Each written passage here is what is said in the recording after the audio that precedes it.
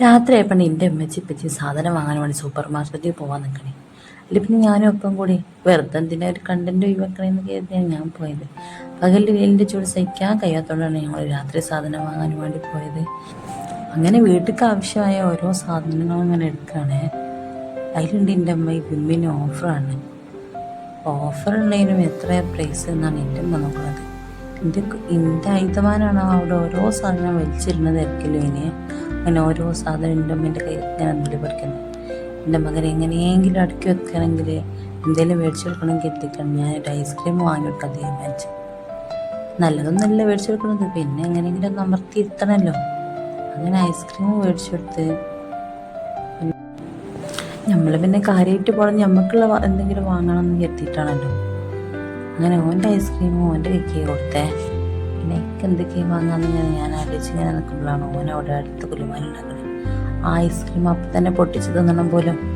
അങ്ങനെ ഞാൻ ഏതായാലും അത് പൊട്ടിച്ചു കൊടുത്ത് ഒരു സിപ്പ് ഇങ്ങനെ ഓൻ്റെ വായ വെച്ചു കൊടുത്തു. ഓനൊറ്റക്ക് തിന്നണേ ശരിയല്ല. അപ്പം ഞാൻ എനിക്കും കുറച്ച് തിന്നേ. അതിൽ പിന്നെ ഓനത് ഇഷ്ടപ്പെട്ടില്ല. അത് ഓൻ്റെ കൈക്കൊന്ന് വാങ്ങിക്കണം. ഓൻ എൻ്റെ വാപ്പയും പുറത്തൊക്കെ പോയേ.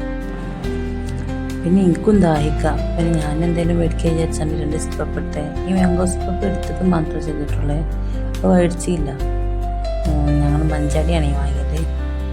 പിന്നെ അവിടെ ഉള്ള ചീസും ഞാനൊന്നെടുത്ത്. നാളെ എന്തെങ്കിലും പുതിയ ഡിഷ് ഉണ്ടാക്കാമല്ലോ, എന്താവുന്നൊന്നും അറിയില്ല, ഉണ്ടാക്കണമെന്ന് കരുതുന്നുണ്ട്.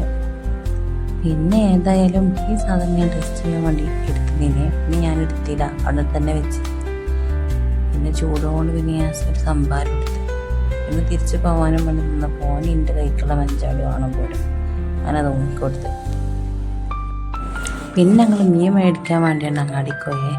പക്ഷെ അവിടെ മീൻ ഇല്ലേനി. പിന്നെ തിരിച്ച് ഞങ്ങൾ സൂപ്പർ മാർക്കറ്റിൻ്റെ മുന്നിൽ തന്നെ പോകുന്നു, ഓട്ടോറിക്ഷയ്ക്ക് വേണ്ടി വെയിറ്റ് ചെയ്യാനും വേണ്ടി. അങ്ങനെ ഞങ്ങൾ കുറേ നേരം 1.5 മണിക്കൂറിൻ്റെ അടുത്ത് ഞങ്ങൾ ഓട്ടോറിക്ഷയ്ക്ക് വെച്ചിട്ട് കുറേ വണ്ടികൾക്ക് ഞങ്ങൾ കൈയാട്ടി. പക്ഷെ ഒരൊറ്റ വണ്ടി ഞങ്ങൾക്ക് നിർത്തുന്നില്ല.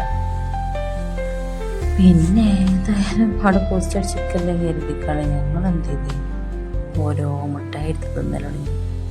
ഞങ്ങളല്ല, ഞാൻ.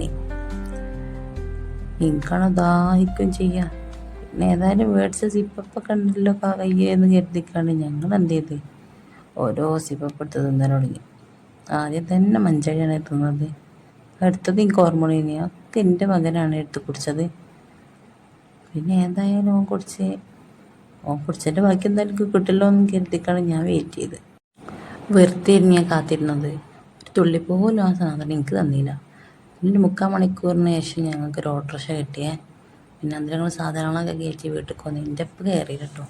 എൻ്റെ ഉപ്പക്ക് ഉപ്പക്കൊക്കെ കഞ്ഞി കുടിക്കാൻ പോകണം പറഞ്ഞാണ്ട് ചങ്ങായിൻ്റെ കൂടെ പോയേ. വീട്ടിലെത്തി ഉടനെ തന്നെ ഞാൻ ആ സംഭാരം എടുത്ത് കുടിച്ചേ. അതും കൂടി എൻ്റെ കുട്ടി കണ്ടാൽ പിന്നെ എനിക്കൊന്നും കിട്ടൂല, എനിക്ക് മനസ്സിലായി. അങ്ങനെ ഉപസമൃദ്ധമായ ഭക്ഷണം കഴിച്ച്. അപ്പം ഇത്രേ ഉള്ളൂ. Okay, bye.